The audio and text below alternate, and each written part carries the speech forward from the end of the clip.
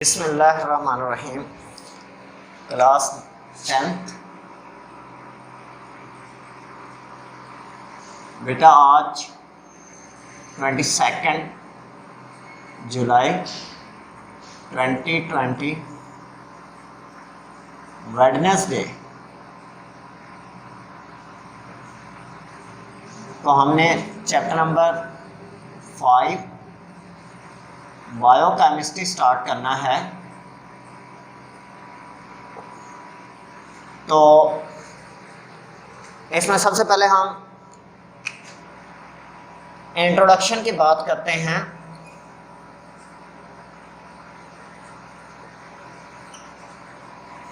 तो इंट्रोडक्शन पर जाने से पहले मैं ज़रा बायोकेमिस्ट्री टाइटल को ही डिफाइन करना चाहूँगा ताकि आप लोगों को ये अंदाज़ा हो सके कि हमने इस पूरे चैप्टर में क्या कुछ स्टडी करना है। तो अगर आप टाइटल को गौर से देखें तो bio stand for life.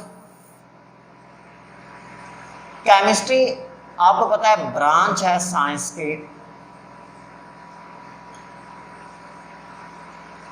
Branch of science, जिसमें आप 4 एस्पेक्ट्स को स्टडी करते हो। Number 1 composition, number 2 structure, number 3 properties,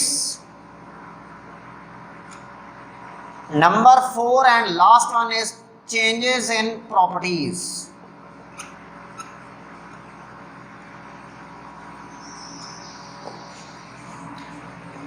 life से मुराद यहां पर क्या लिया गया है? Related compounds.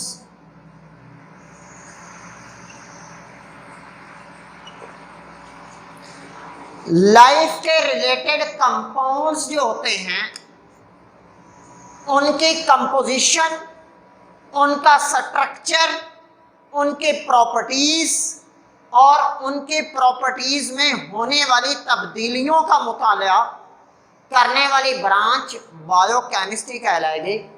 लेकिन यहाँ पर ये मैं वाज़ेह करता चलूँ कि आपको पहले भी बेटा 9th में भी बताया हुआ है, लेकिन दोबारा एक बार यादहानी करवा देता हूँ कि there is a difference between composition and structure. Composition में होता है आइडेंटिफिकेशन ऑफ कंपोनेंट्स,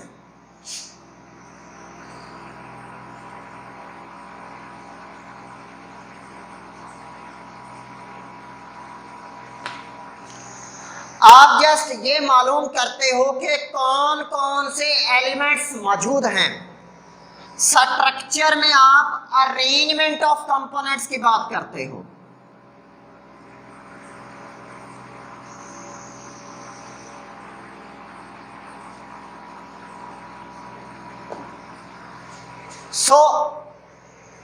जो लाइफ रिलेटेड कंपाउंड्स हैं उनमें कौन कौन से एलिमेंट्स मौजूद हैं, उनकी तरतीब क्या है, उनकी खसूसियात क्या हैं, उनकी खसूसियात में क्या तब्दीली आती है, वो हमारी ज़िंदगी में क्या किरदार अदा कर सकते हैं, ये सब कुछ स्टडी करने वाली ब्रांच बायोकेमिस्ट्री कहलाएगी।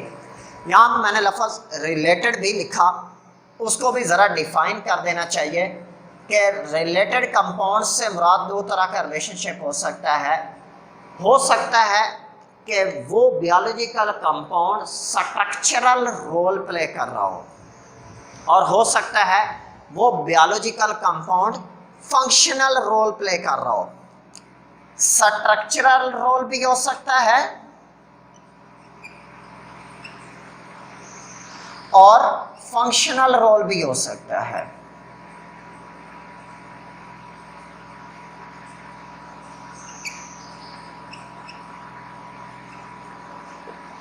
मिसाल के तौर पे अगर हम बात करें कार्बन डाइऑक्साइड की, तो ये जस्ट फंक्शनल रोल प्ले कर रहा है।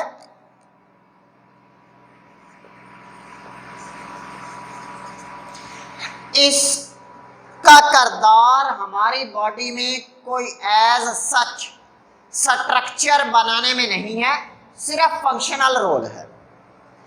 अगर हम बात करें एंजाइम्स की, तो उनका कोई स्ट्रक्चरल रोल नहीं है, जस्ट फंक्शनल रोल है कि वो अपना किरदार अदा करते हैं मेटाबॉलिज्म को रेगुलेट करवाने के लिए।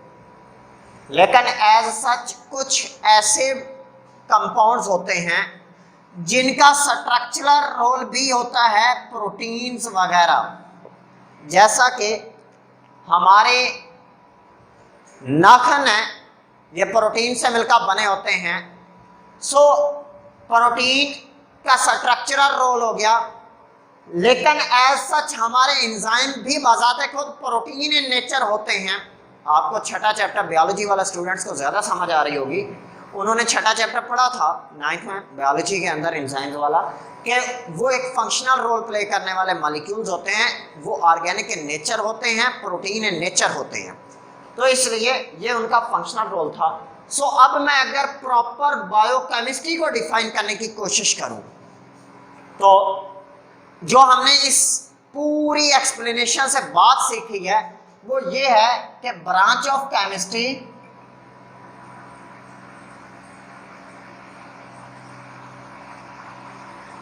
in which we study about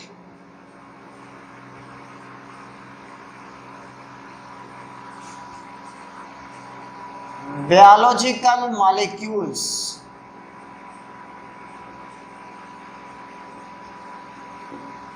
biological molecules के बारे में स्टडी करने वाली ब्रांच को आप क्या कहते हैं?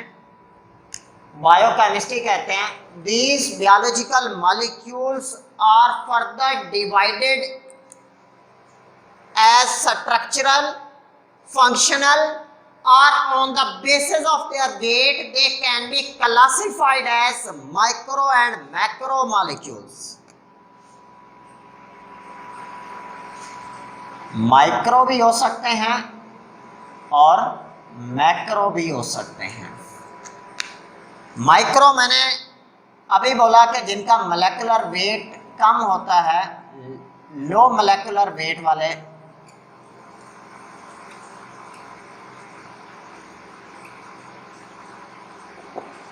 एग्जाम्पल वाटर हो गया, कार्बन डाइऑक्साइड वगैरह हो गया।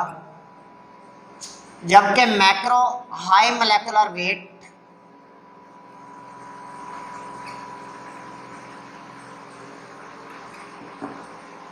फॉर एग्जाम्पल प्रोटीन्स हो गया, कार्बोहाइड्रेट्स हो गया, लिपिड्स हो गए, विटामिन्स हो गए, न्यूक्लिक एसिड्स हो गए, वगैरह वगैरह। ये मैंने जानबूझ के मैक्रो में सिर्फ वही एग्जांपल्स दी हैं जो हमने इस चैप्टर में डिस्कस करनी है।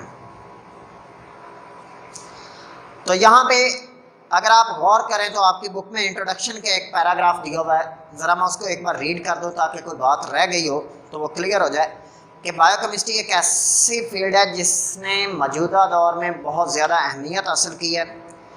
ये नेचुरली ऑकरिंग मैक्रो मॉलिक्यूल्स का मुताला करती है। मिसाल के तौर पे कार्बोहाइड्रेट, जब नेचुरली ऑकरिंग की बात कर दी तो मकसद ये है कि लाइफ के रिलेटेड बात कर दी उसने, such as carbohydrates, proteins, lipids, nucleic acids, vitamins. ये मैक्रो मॉलिक्यूल्स जब सिंथेसाइज हो रहे होते हैं तो छोटे छोटे मॉलिक्यूल से सिंथेसाइज होते हैं। सो यहाँ पे आप एक और डेफिनेशन लिख लें कि synthesis of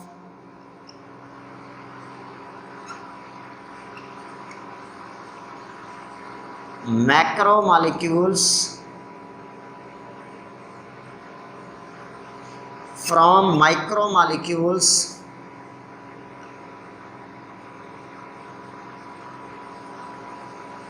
is called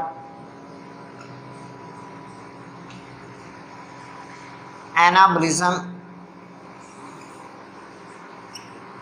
anabolism के ज़रिए ये छोटे छोटे मॉलिक्यूल से जनरेट किए जा रहे होते हैं Macromolecules are essential for such for us as they are reservoir of energy। ये बड़े मालिक्यूल्स हमारे लिए बहुत ज़रूरी हैं क्योंकि ये एनर्जी का ज़ख़ीरा होते हैं, इनके अंदर एनर्जी स्टोर्ड होती है। They are stored in the body to provide emergency energy supplies.